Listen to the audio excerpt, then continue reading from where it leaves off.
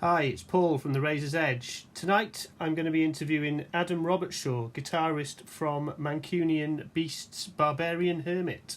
Welcome to The Razor's Edge, and thanks for taking the time to have a chat with us tonight. I know that obviously you're doing the rounds again, I'm sure. Yeah, it's one of those. Have to do the press rounds when it's release time. Yeah, excellent. So how are things with you, mate? Yeah, not too bad. Just steady plodding along through lockdown, trying to traverse this new way of living. Yeah. Sure. It could be worse. Like there's people in worse positions than me. Like not being able to go to the pub is pretty much the worst of my worries at the moment. Sure, yeah. Sure. So, getting the elephant in the room out of the way, how has lockdown been for you, and more importantly, I suppose, how's it been for the band? How restrictive has it been? Yeah, I mean, personally for me, there's parts of it that I've actually enjoyed. I had my first daughter pretty much a year ago next week. So oh wow, okay. So I've got to watch a little tiny human grow up through lockdown. So that's made it a little bit better. But yeah, band-wise, it sucks. we had a few gigs lined up early in, so we were supposed to play Hammerfest one of the first weekends of lockdown, and then that obviously got cancelled, and then we had a decent calendar of gigs lined up, and then slowly one by one they just got cancelled throughout the year. In terms of writing and stuff, I mean, we have managed to get into the room every now and then, but I think we've only been as a full band maybe once in the last year, but we've been going in groups of maybe 2 or 3. We've all bought home recording equipment and stuff as well, so we've been sat at home. Yeah. So we've been creative. We've been trying to make the best of this situation. We've actually got a couple of songs pretty much finished. Yeah. But we had a couple already that were kind of ready to go just before lockdown. But yeah, in lockdown we've probably got 2 or 3 well on the way to being done. I think if we weren't locked down, we'd probably have the new album finished by now. But it's getting there, surely. Sure. And I assume that you're doing what everyone else is doing in terms of keeping in touch with the band. It's all this video conferencing and everything. Yeah, we've got we've had a WhatsApp group for a while anyway. So yeah. But yeah, I think we've now got 2 separate groups. One for just general chatting nonsense, and then one for where we stick all our ideas. Inspiration bucket, we call it. I have a feeling that one might be more popular than the other, but brilliant. So tell me a little bit. I mean, you've been around for 2013. You started the band, didn't you? More or less, yeah. Yeah. So back in 2013. I was one of the later members to join. So it was Mike, the other guitarist. It was his baby in the beginning, and then he sort of recruited a bunch of guys. I think there's a couple of people when it came in and left before I'd even joined. Right. I think me and Si were the last to sort of cement into the lineup. So yeah, I think I remember on my first practice the song "Deadly" through the periscope of the Deadly Subs. Was one of the first songs I learned. Really? Wow. Already finished when I joined, and then I did a few bells and whistles to it, but yeah, the main structure of it was yeah. Wow. So like I said, back end of 2013, I think that was then. Sure. There's been a couple of lineup shuffles along the way, but yeah, we're solid now. Yeah. So tell me, because Si obviously stepped out and then has come back in. So what's the story behind that? Oh, it's musical chairs with the singers. I think over the years, because originally was Ed was the first singer, right? Yeah. Or I joined. I think he wrote lyrics for a couple of the songs, but then he moved to Korea. So then Si joined. That was the first full proper lineup, I think, because the other lineup they were still just writing songs. They'd not played any gigs, but so we started gigging with Si. That was the first proper iteration of Barbarian Hermit. But then Si left in, I think it was sort of late 2016, early 2017. Around about then, I think it was. Yeah. he was starting a new business, and he just needed to concentrate on running a business really. So he left, and luckily around about the same time, Ed had come back into the country and come back into Manchester. I think he'd moved back into London for a while and then moved back up to Manchester around about the same time. So that was lucky that we could get Ed back in. Obviously, I'd say back in. I'd never met him at that time. the other lads had obviously written songs with him and stuff, but I'd never met him. But yeah, and then we had a good few years with him at the helm. Yeah. We did a lot of good stuff with Ed. But then, sort of June, like summertime this year, things just weren't working out. I won't go into the details of it, but no, sure. Yeah, things weren't working out, and we parted ways with Ed. And luckily, Psy was ready for a new project. His business, it wasn't really doing much because of lockdown, so I think he was ready to get creative again. Mm-hmm. I think he'd been missing band life since he left, really. I think he'd done a couple of little side projects here and there, but yeah, I think he was ready to make another go of Hermit, which was great for us because if he'd have said no, I don't know who we would have. I don't even think we had a second choice in mind. Yeah, we got a lot in one basket. you do need a certain type of singer for the music you make, don't you? There's not that many standing around waiting to be snapped up, are there? All the good ones have already been snapped up, or are already in 2 or 3 bands. So, the reason that we're talking today is obviously because of this, which has arrived today in the post from Bandcamp, which is excellent, and I've obviously reviewed it and love it. What's the reason behind doing the remaster? Is it just something to tide over the time in lockdown, or? Yeah, well, I think it's coming up to. So we first released it in January 2016, so that's obviously bang on 5 years ago. So it's a nice little anniversary for it, and it was something to put something out just because we the new album that we're working on is going to be delayed much later than we wanted it to be because of lockdown. So it's something to put out. And also, the first time around, it was only ever meant to be a demo, really. Yeah. So the recording quality was decent. The songs were good, but the recording quality wasn't probably what it could have been. The actual physical CDs were the first batch were just pretty. We burned them on our laptops and got the name of it on in Sharpie on the front. We got slightly better quality ones made later on down the line, but again, they were pretty cheaply done. Yeah, it never got the quality or the packaging that it deserved, and so Fieldy from APF, he was well up for nice packaging with a remaster from Chris Fielding from Conan, and he's done a fantastic job of it. Yeah, and you used Chris again because obviously Chris did Solitude and Savagery for you, didn't he? We love working with him. He's just a genius. So it was a no-brainer, really. And he did such a good job on the full album that obviously, as you say, it was a no-brainer. Did you even think about anyone else, or was it definitely we want Chris back? No, I think it was just it was up for doing it, and it was first on the list, and we didn't need to ask anybody else. Brilliant. We had a couple of people that possibly could have done it. Bernie, who did the original master, he's obviously come on leaps and bounds since then.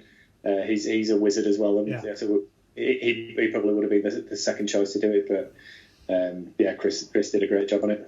Yeah, sure.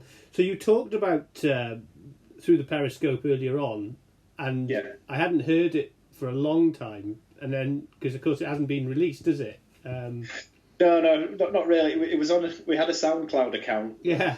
It was on there, but I think it only had like 50 listens on it. Well, when I had the digital recorded to review for the Razor's Edge, I've usually listened to it through some relatively decent headphones, and I've written down here the first time I think I heard it, I think I soiled myself because it was so heavy. But obviously it's been kicking around. It's one of the first songs you've done. Is that the reason? What's the reason for putting it on this now? Is it to have a little bonus? To have it recorded? A little something extra to give people, as well as remastering and re-releasing, just give it something extra. I don't even, thinking back, I can't even think why we never even put it on the first time round, because it's a decent song. Maybe it was just limitations because of the length of it. Maybe it was. Yeah, maybe. There wasn't room on the CDRs that we were burning. Demos too, I don't know. Because it was recorded around the same time as stuff like Alma and Burn the Fire. Yeah, We did quite a few sessions over the period, about a year when we recorded the EP. That's why, again, it's one of the other reasons why we wanted to remaster it, because all the levels were at different places because 3 people recorded it, and so going back to Deadly Subs, it was always in the live set for ages as well. I can't even remember why we didn't put it on the EP, but well, it's there now. Now, and it's a brilliant way to finish it off, because you get through all the others, and then you got this 9-minute absolutely monster, which is brilliant. It's great. You talked about playing it live, and obviously you played Bloodstock a couple of times in succession, haven't you? You did New Blood 2018, and then I saw you again last year on that famous. Memory is disappearing now, but on that Thursday night, the traditional where you can't walk on the Friday morning night before. Tell me about those 2 shows, because they were obviously very different in terms of size of stage and size of crowd, but both brilliant shows to do. Oh, yeah, they're both fantastic. I mean, the first time, that was really special because we put so much hard work into getting there, because obviously it's through the Battle of the Bands competition, the Metal to the Masses. Yeah. So we really, really did work hard to get to that stage, because that was our only goal. We need to play Bloodstock, and we really worked our socks off planning the sets that we played, and then rehearsing and just getting ourselves tight for it. Yeah. And we were on the Sunday. I think that was a Sunday afternoon. I think we were really worried because I think there was someone really big that we were clashing with. I think it was like Jamie Jaster or and then I think, was it Mr. Big as well? But I think that worked out. The big band had finished on the main stage, and everybody seemed to walk over, and I couldn't believe it how full it looked, that tent. Yeah. It was really special, and then obviously to get asked back. The Sophie stage, and again I think we played the same set over and over and over again for a full year. Every gig that we played. Yeah. Played the same set just because we knew that at the end of the year we'd be playing Bloodstock and we'd get nailed in. We're put into it. And, just walking out onto that stage and seeing the crowd full was just, I'll never forget that moment. It was just brilliant. Yeah, I mean, the Thursday night is something special, because especially you're the first band, so you're actually opening the whole weekend. Yeah. And if you are, apart from maybe the headliner on that tent, a lot of the bands that play on there never get as big a crowd for a long time. You get 5,000 people rammed in there because everyone's gagging for it, aren't they? Yeah, that's it. Yeah, and it was a fantastic day as well. It was scorching hot outside. I think people were just coming into the tent just to get out of the sunshine. Really, but I think it did chuck it down a bit over the rest of the weekend. But that afternoon, everybody was just in high spirits. It was sunny. People started drinking, and it was a good do. Are you a Bloodstock regular anyway? No. Those are the only 2 times I've been. It's one of those festivals that I've always thought, that lineup looks good, but I've just never. Yeah. I've got something else on, or I've gone to a different festival and spent all the money before I came. Bloodstock, but I'll definitely be going again. If it ever goes again, yeah. Fingers crossed, because the lineup that they've got for this year, well, what they had last year, but carried it over. Looks brilliant. So I think I'll be going as a punter. Yeah. Well, I'm a judge in the Cardiff Metal to the Masses competition, and both the Welsh bands that got through clashed with big bands when they were in the new. And 20 minutes before, it absolutely pissed it down, and the tent was full, and we were down the front thinking, great, they're going to get all these new fans, and 5 minutes before they came on for both of them, the sun came out and everyone just fucked off out of the tent again. So what about the Metal to the Masses competition? Because they are intensely fierce, and it must have been really hard work to even get through that. Yeah, I mean, I remember the competition that we had as well. that year. The final, I think we had Deaf Goldblum, who they actually put through to play on the Jaeger stage as well, because they couldn't make a decision. Yeah. They had to put both of us through because it was that good. The final was a fantastic day. So many good bands on, and I think we just approached it with, we are going to win this. There was no doubt in our minds that we not to sound cocky, but that's the mentality that you've got to have if you want to get through, I think. And there was just no doubt in our minds at any point that we were going to win it. And I think that sort of helped us. I think it showed on stage that we got on stage with like a cockiness and balls swinging, really. I think the sound and the performance, and I think that's one of the reasons why we got put through, because we put so much attention to detail, because it's not just your performance, they judge you on things like your professionalism. So make sure we turn up on time to the gigs, and all our set lists were printed out rather than just scribbled on a piece of paper like they usually would be. Just every attention to detail that we could do. Yeah, we sort of ticked it off. So we had every chance. We gave ourselves every chance that we could get. Yeah, and that's a tip I'd give to any band. Practice your performance, but just think about any detail that you think, whether it's a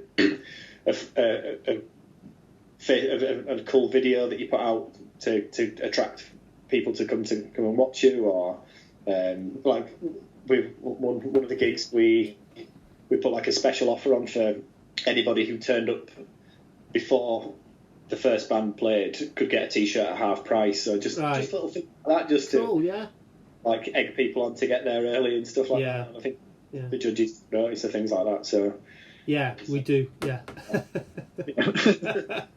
There's nothing worse than the band that takes 15 minutes to clear off the stage either, when the next band's trying to set up, got your practice room and practice taking down.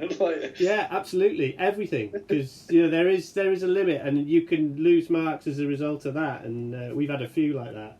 So was Solitude and Savagery out by the time you'd won it, or did it come out after Bloodstock? No, it was written and recorded, and we were getting ready to release it. So we recorded it in the May, and we played obviously in the August, and then we released it in the November. Right. So we were in the sort of like promo stage of it, so doing like press for it and stuff like that. I think we might have released maybe one track off it by then. Yeah.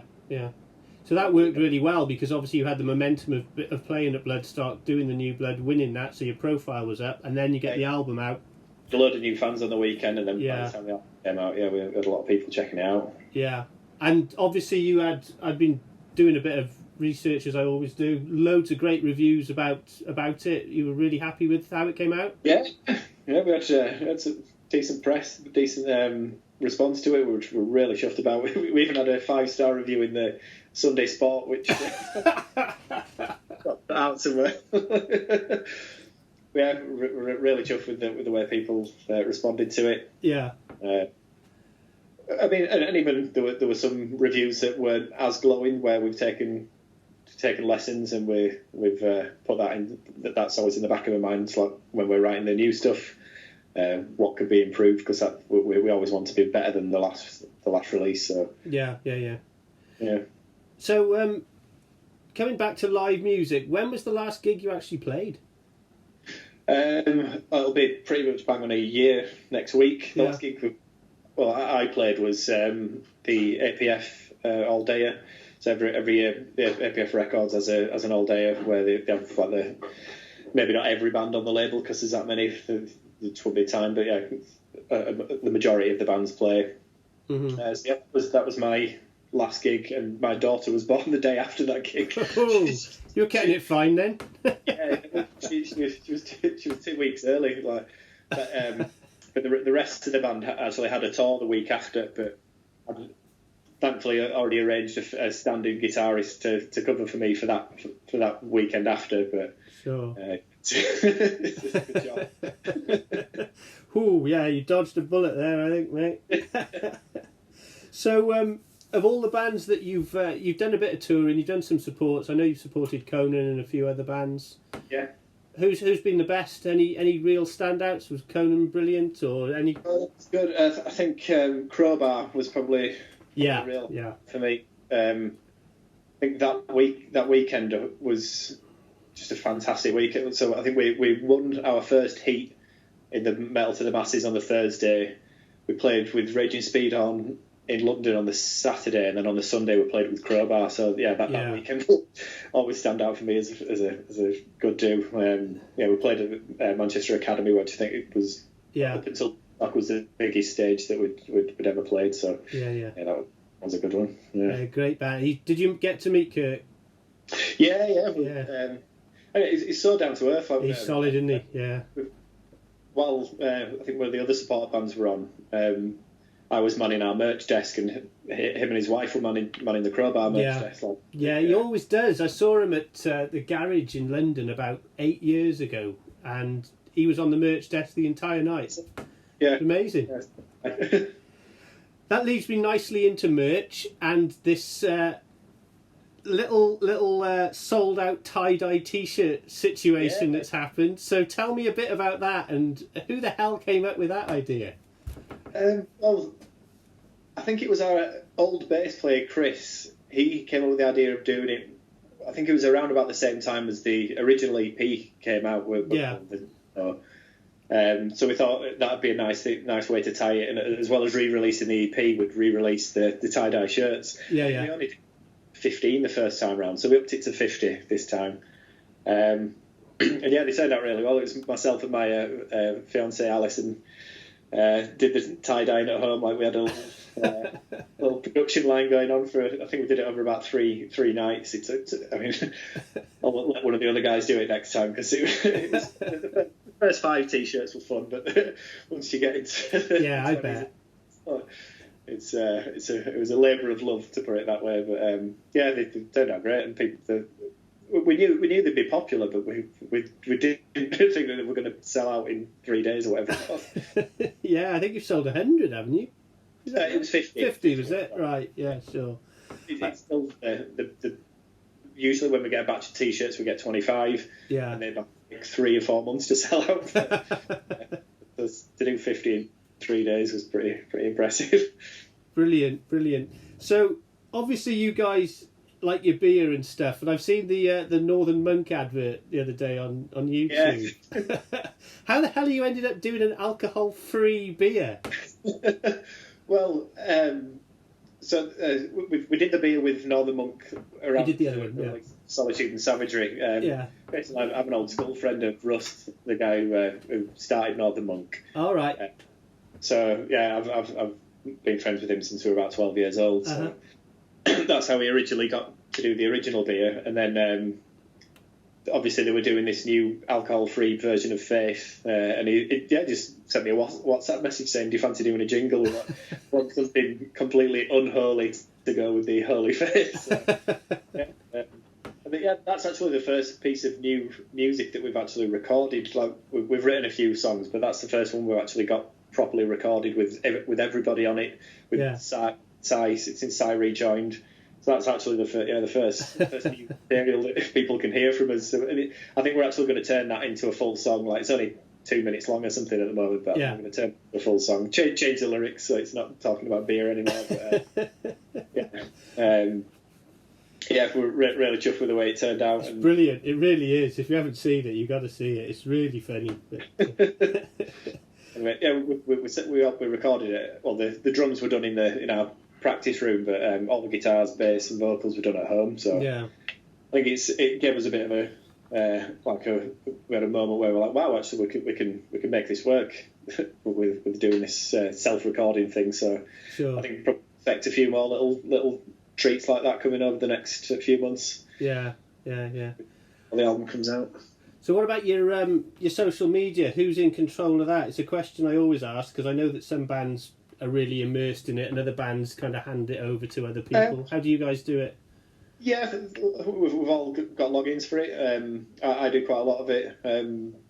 Gaz, the drummer, posts quite a lot. I think everybody chips in really, but I do most of the Twitter stuff, but Facebook and Instagram as well. But I think it's good as well, because you never know who's going to be posting next, so it varies the tone of voice a bit, and you can always tell when Bobby, the bass player, has written something because he's a funny fucker. So the funny ones are always him. So yeah. So you can tell what. Have you got anyone that does it all on their phone and then gets the predictive text, and you've got to go back in and edit it? I have been known to edit a couple of the other guys' posts. Yeah. Yeah, Gaz has got. He'll admit himself he's got fat fingers when he comes to attacking it. And his predictive text is just the worst. Like, God knows how it comes up with some of the things that it types out. Yeah, maybe you don't want to know. Yeah. Yeah. What are you trying to say? Really predictive text. Right, let's get on to some more important questions. Thick northern gravy. Can you get decent gravy in the south? I don't think I've ever had any decent gravy in the south. No, I don't think you can. Unless you take it in a little satchel with you. Take a flask down with you. I was going to ask, so my next question, what's the best container to transport gravy? A drinking horn, I'd say. Drinking horn. Okay, and the top 3 food items to eat with gravy. Now, obviously, a Sunday roast would be one, but I know what you guys are like up north. You like it with a bit weird. Yeah, obviously a Sunday roast, cheesy chips and gravy, can't go wrong. Yeah. And a decent pie, like a proper good pie, with a nice big steak and onion or something like that. Excellent. Good stuff. A pie with gravy in the centre and then extra gravy on top as well. Like, you got to have 2 different gravies with a pie like that. I can't fault you. We got friends who live just outside Manchester. We're up there. Well, we used to be up there quite a lot, not anymore. But yeah. So the gravy was always something to look forward to. I've also noticed that you've got the same kind of hairstyle that I have. It's the first time I've ever seen you without a hat on. Is the hat the usual thing that you wear? Have you got a lot of hats? Yeah, but I'm a bit of a hat aficionado just because you can't have a fancy haircut, so I just have a collection of fancy hats. Have you got any special ones that you always wear on stage or anything? Yeah, so I've got a Northern Monk hat that I wear nearly every time on stage. I was given that at one of the first. We played Dark City, which was the dark beer festival that they had. We played their first. We played 2 or 3 of those now. But yeah, I was given that by the wife of the guy who runs at Northern Monk. I was like, oh, those look cool, and then she plopped it on top of my head at one point. So I was like, oh, there's a little gift. So that'll do. Yeah, apparently it's got the old logo. They had a rebrand a few years ago. So okay. Apparently it's one of the only, like, you can't buy that hat with the old logo anymore. So it's if I go to one of the Northern Monk bars and if I've got it, I'm like, oh, bastard, I've not got that one. Surely that earns you a free pint, doesn't it? If you've got the, it's like the Masonic handshake or something. Exactly. So when is one out? Is it tomorrow or is it out already? 29th, yeah, it's out tomorrow. I think you can listen to it on the YouTube, on the APF YouTube. They put it out a couple of days early on there, but it'll be out on Spotify and all the. And of course, if you'd bought it from Bandcamp, it would have turned up today anyway. As I've just done. Yeah. I think a few people have had it. Yeah. In the last few days. Yeah. I was amazed because I only ordered it on Tuesday, I think, and it arrived this morning. So. Oh, brilliant! Nice. Which is amazing, and a very nice little the APF compilation CD came with it as well. Nice. Yeah. There's some great ones. Go listen to that later on, and a nice couple of stickers as well. So if you're listening to this, that's the one you want to get. I need to get myself one of those stickers. I've not got one yet. To hit Mr. Field up. So any plans for tomorrow with the launch? Anything that you're doing special?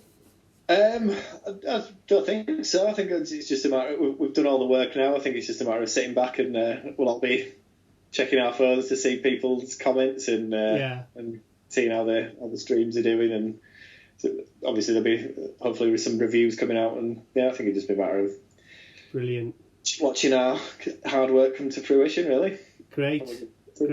Well, you shouldn't need any luck because it's a cracking remaster, and especially with the old Periscope on there as well, which will do some damage, I'm sure, if the unsuspecting people put their headphones on. It's been a pleasure to chat to you, Adam, and I wish you every luck tomorrow. And fingers crossed, we might get to see you playing some of these tracks in the near future. We shall see. Yeah, we can't wait. We've had some of the gigs that were meant to happen this year have been postponed even further, so I don't know when it's going to be, but yeah, no, I agree. We'll be able to play some of these songs live. Maybe it's a live stream or something like that. I don't know. But those ideas are being kicked around at the moment as well. So yeah. But yeah, thanks for taking the time to. Not a problem. It's been a pleasure. All the best, mate. Take care. You too. See you now.